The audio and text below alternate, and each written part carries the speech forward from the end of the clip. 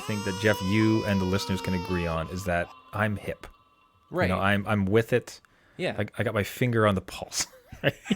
So, Always. so I played this hot game that everyone's talk about, Fortnite.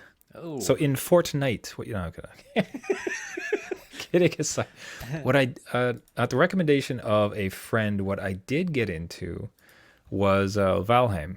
Oh, yes. So it's an amazing story. The first thing that really appealed to me about it was the story of the company.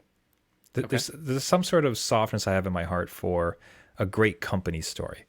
This is a group of five guys, five people, Yeah.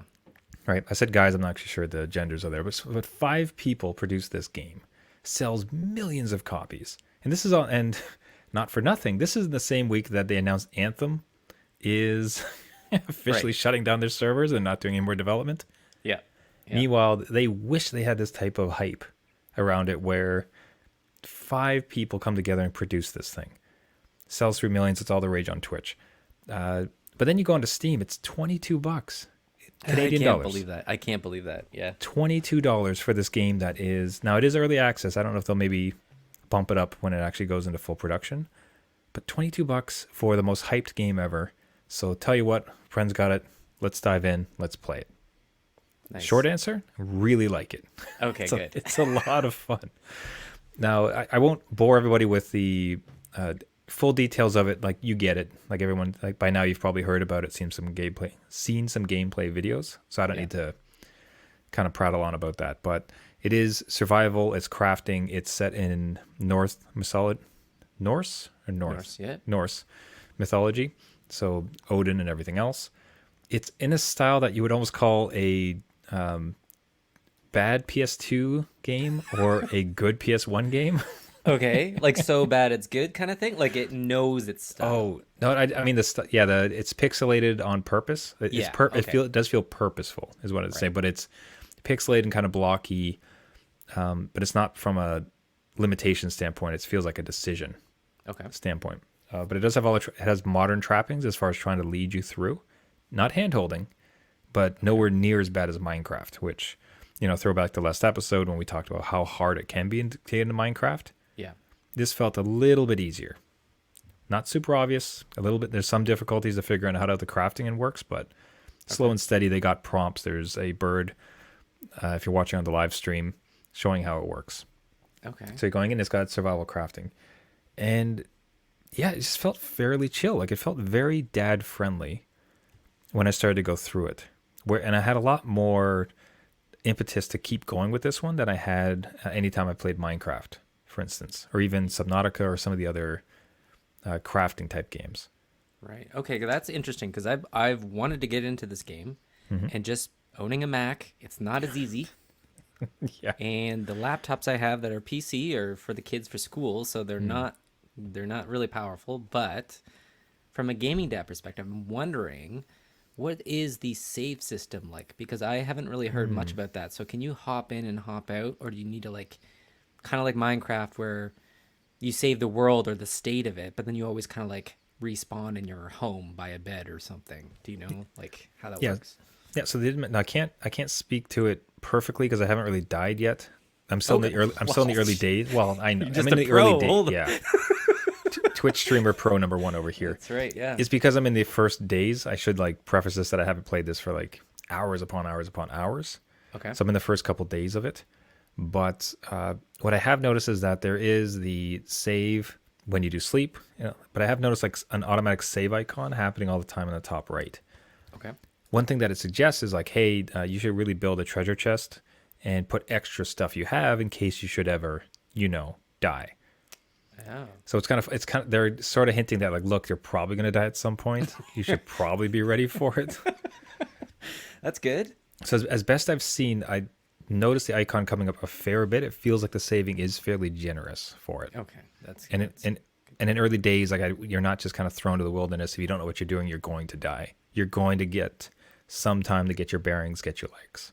Right. Okay. That's good to know. Which is good. Now the crafting stuff, if you've bounced off of other crafting systems, it's kind of worth seeing this one. It's not that it's so much different. I think it's just how abundant everything is in the world that it doesn't feel overly task driven.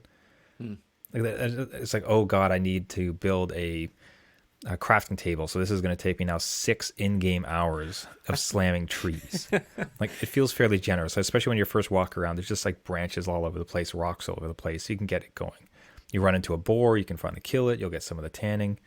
Like, tick tick tick, like it seems like the progression feels nice. There is the weapons and everything do degrade, Oh.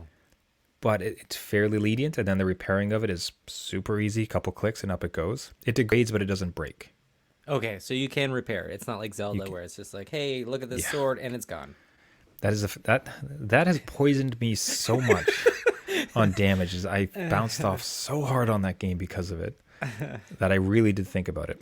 Yeah. So yeah, so the crafting of it, the repairing of it, it's all just fairly smooth. The enemies show up, tons of fun, and every review I've seen on it really speaks to that slow progression, the fun battles as it goes. There is a bit more of a story. There's a structure where there are 6 or 9 big bosses, like big beasts, that you as someone trying to get in good with Odin and go to Valhalla are trying to slay. Okay. So you can kind of think about, like, you have, like, there's 10 missions in that sense, and you're just trying to build yourself up powerful enough to do it. Sailing, adventuring, walking, the music is super relaxed in between all of that. So as you're doing it, like, there's this real sense of calm as you're going about. Like, it's a very chill game. $22, 5 people, super fun. Norse mythology, which is just a blast to kind of get into. Who doesn't like Vikings? And crafting, and it's a very approachable, I think, dad-friendly approach to items degrading and crafting that make this a great package. I highly recommend this for dads. Oh, well, you sold me on it, so I was on the fence. And if it works or not, it's $20. Is it solo friendly? Because with dads and timing lining up, might not be. Yeah. So definitely, I think as you get to some of the big bosses, you're probably going to find, like, it's going to be a lot easier if you do it with others.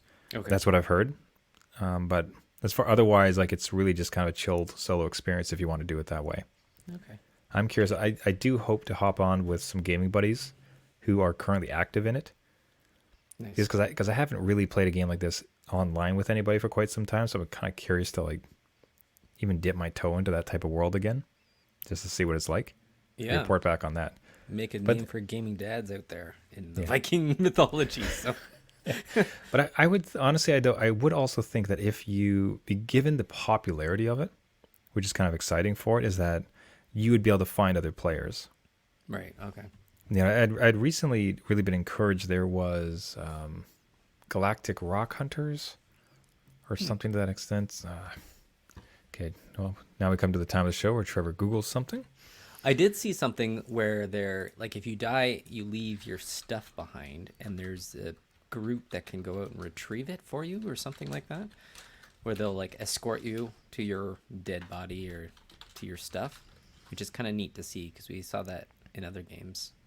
Oh, I see. Yes, that would be amazing. I feel almost ashamed that I haven't died yet. I'm just too good. You're just too good, yeah. But yeah, I unfortunately can't report on that yet. But even if it is, it's sort of, you just prepare for it. You have stuff behind, and ideally, everything else I've seen about it has been very much about encouraging the player to continue and have fun. So it's not Souls-like in that regard, and I've not seen any reviews to say so. Good. What I was going to mention, so it's Deep. Another game I'd heard about, Deep Rock Galactic. Okay. 4-player cooperative mining sim for 4 characters. This isn't a review, and I can't speak to it. The only reason I brought it up is that there seems to be a new wave of multiplayer games. Apparently, this is one of the most fun, supportive online games that you can play. Where I saw 2 to 4 different reviewers specifically mention that it is so much fun to get online. They've had such a great experience. They were so friendly and helpful, like no issues. Wow. So I'd have to almost imagine with the type of positivity around this game, I'd almost just hope that if you wanted to hop into a game, you need some help, you want to bring in some people, you could almost go into uncharted waters for some unknowns online. That sounds great. I'm in. Where do I sign up? Gaming Dad's server coming up. Let's That's right. Yeah, we better. Any gaming dads with a, server we can hop on, give us a message. But definitely check it out. Valheim, you've heard about it. This is the first dad report saying it worked out. It is good and worth checking out. Nice.